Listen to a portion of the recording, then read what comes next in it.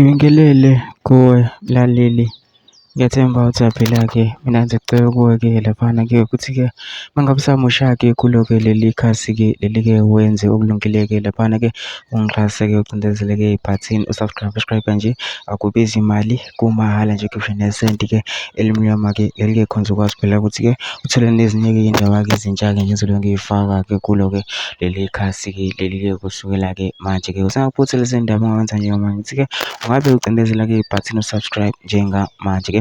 Udaba kulethele lona-ke namhlanje-ke laphana-ke lithi-ke u-EFF-ke laphana-ke uNdlozi-ke laphana-ke usegadle kwazwela-ke laphana-ke kumongameli-ke we-MK-ke uJacob Zuma-ke laphana-ke kala ngenkathi-ke ihambele-ke ama-university-ke ala e-KZN-ke egadla-ke lana-ke lana nizofundela-ke amazwi akhe-ke awashilo njengoba-ke abe njalo-ke laphana-ke ngaye-ke uJacob Zuma-ke mangifundela-ke lamagama-ke athi, let us not be misled.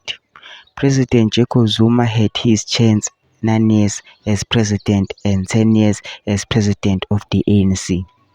Did he take the land? No. Did investors come? No. Did unemployment go down?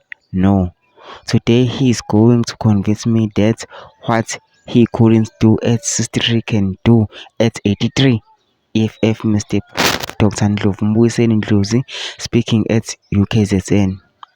At 83, he needs to rest. All people sleep 4 times a day. He's not going to solve South Africa's problems now when he couldn't solve them with all the power of 10 years. Mbuyiseni Ndlozi concluded. Mina ngicela laphana ukuthi ungene ema-comment section ngiyavu ushiye uvo lwakho ukuthi na-ke ucabangani-ke ngalo-ke lolu daba-ke lolu-ke ubhala ama-comment section-ke bese uyangixhasa-ke ucindezele-ke ibhathini subscribe nje, akubizi imali, kumahhala nje ukhishwa nesenti-ke elimnyama-ke leli-ke khonza ukwazi phela ukuthi-ke uthole nezinye-ke iy'ndaba-ke ezintsha-ke nje ngizobe ngiy'faka-ke kulo-ke leli khasi-ke leli-ke kusukela-ke manje.